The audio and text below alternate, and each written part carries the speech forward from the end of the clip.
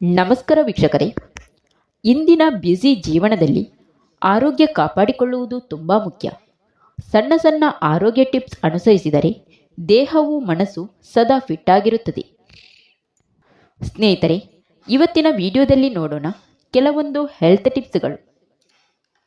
ಸ್ವಚ್ಛವಾದ ಪಾರಿಜಾತದ ಎಲೆಗಳಿಂದ ತೆಗೆದ 1-2 ಚಮಚ ರಸಕ್ಕೆ ಅಷ್ಟೇ ಪ್ರಮಾಣದ ಜೇನುತುಪ್ಪ ಹಾಗೂ ಸ್ವಲ್ಪ ಉಪ್ಪನ್ನು ಸೇರಿಸಿ ದಿನಕ್ಕೆ 3 ಬಾರಿ ಊಟಕ್ಕೆ ಮೊದಲು ಸೇವಿಸುತ್ತಾ ಬಂದರೆ ಮಲೇರಿಯಾ ಜ್ವರ ನಿಯಂತ್ರಣಕ್ಕೆ ಬರುತ್ತದೆ. ಹೊಣ್ಣೆ ಬರದ ಅಂಟನ್ನು ನೋವಿರುವ ಹಲ್ಲಿನ ಮೇಲೆ ಸ್ವಲ್ಪ ಕಾಲ ಇಟ್ಟರೆ ಹಲ್ಲು ನೋವು ದೂರವಾಗುತ್ತದೆ. ಗಟ್ಟಿಯಾದ ಜೀರಿಗೆ ಕಷಾಯವನ್ನು ದಿನಕ್ಕೆ 2 ಬಾರಿ ಸೇವಿಸುವುದರಿಂದ ಮೂತ್ರ ಸಂಬಂಧಿ ರೋಗಗಳು ದೂರವಾಗುತ್ತದೆ.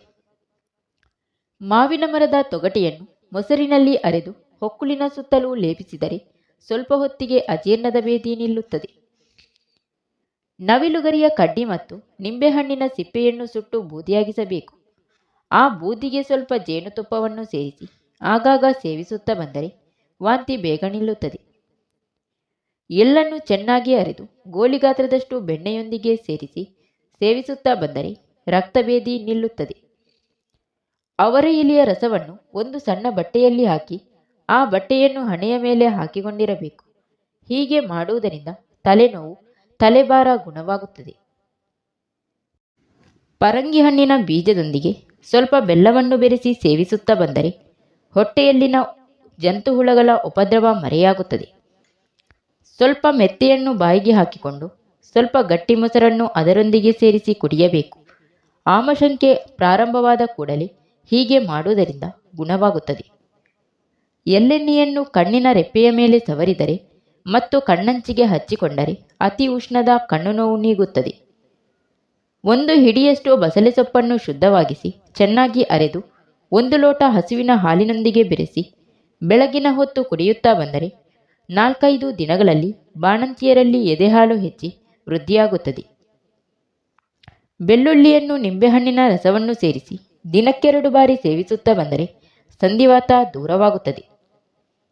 ಊಟ ಮಾಡುವುದಕ್ಕೆ ಅರ್ಧ ಗಂಟೆಯ ಮೊದಲು ಎಲೆ ಅಡಿಕೆಯನ್ನು ಜಗಿದು ತಿಂದರೆ ಹಸಿವು ಹೆಚ್ಚಾಗುತ್ತದೆ.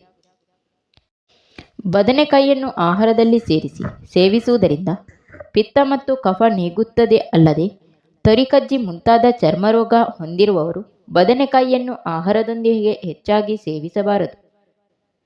ಸಾಸಿವೆ ಬಹಳ ಸಣ್ಣ ಆಹಾರ ಪದಾರ್ಥವಾದರೂ ಅದರಲ್ಲಿ ಹೆಚ್ಚಿನ ಕೆಡುಕಿನ ಅಂಶಗಳು ಅಡಗಿವೆ. ಸಾಸಿವೆಯ ಹೆಚ್ಚಿನ ಬಳಕೆಯಿಂದ ರಕ್ತದೊತ್ತಡ ಮತ್ತು ಕರುಳಿನ ತೊಂದರೆಗಳು ಬರುತ್ತದೆ.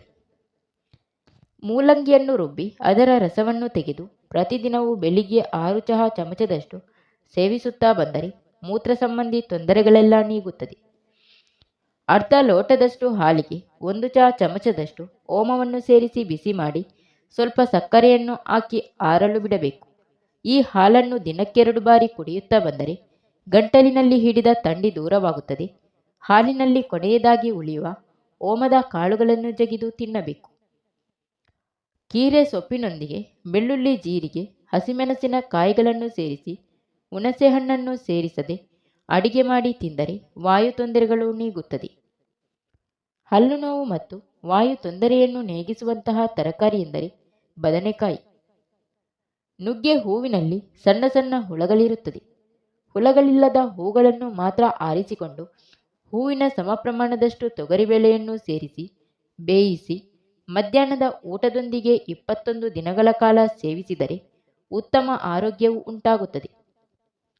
ಅತ್ತಿ ಮರದ ಕಾಂಡದಿಂದ ಲಭಿಸುವ ಹಾಲಿನೊಂದಿಗೆ ಸಣ್ಣ ಪ್ರಮಾಣದಲ್ಲಿ ಬೆಣ್ಣೆಯನ್ನು ಸೇರಿಸಿ ಸೇವಿಸುತ್ತಾ ಬಂದರೆ ರಕ್ತಭೇದಿ ಬೇಗನೆ ಗುಣವಾಗುತ್ತದೆ. ದೊಡ್ಡ ಗಾತ್ರದ 2 ನಿಂಬೆಹಣ್ಣುಗಳ ರಸವನ್ನು 2 ಲೀಟರ್ನಷ್ಟು ನೀರಿನಲ್ಲಿ ಹಿಂಡಿ ಮಡಿಕೆಯೊಳಗೆ ಹಾಕಿ ಒಲೆಯ ಮೇಲಿಟ್ಟು ಚೆನ್ನಾಗಿ ಕುದಿಸಿ ಆ ನೀರನ್ನು ಮಲೇರಿಯಾ ರೋಗಿಗೆ ಕುಡಿಸುತ್ತಾ ಬಂದರೆ ನಿಶಕ್ತಿ ಕಡಿಮೆಯಾಗುತ್ತದೆ.